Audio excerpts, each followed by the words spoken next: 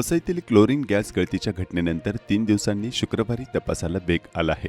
मंगळवारी झालेल्या या दुर्घटनेत पालिकेच्या अग्निशमन दलातील 5 कर्मचारी आणि 14 नागरिकांना विषारी वायूचा फटका बसला होता, तर 59 वर्षीय देव पारडीवाल यांचा दुर्दैवी मृत्यू झाला होता.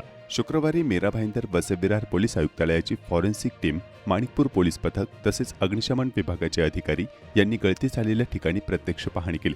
या दरम्यान अपघाताला कारणीभूत ठरलेल्या क्लोरीन गॅस सिलेंडरचीही तपासणी करण्यात आली असून अधिक तांत्रिक तपासासाठी मुंबईच्या कलिना लॅबमध्ये पाठवण्यात आला आहे. दरम्यान क्लोरीन गॅसचा प्रभाव किती तीव्र होता याची झलक आजूबाजूच्या रश्मी प्लाझा सोसायटीतील फ्लॅटमध्ये आढळली. रहिवाशांच्या घरातील स्टीलच्या वस्तूंवरील कोटिंग उडणे व गंज निर्माण होणे सुरू झाले असून गॅसची तीव्रता किती घातक होती यावरून स्पष्ट होत आहे. तथापि या प्रकरणात अद्याप कोणावरही पालिकेकडून कारवाई झाली नाही. सोमवारी आयुक्त आल्यानंतर त्यांच्या आदेशाने एक समिती गठीत करून चौकशी सुरू करण्याची शक्यता व्यक्त केली जात आहे.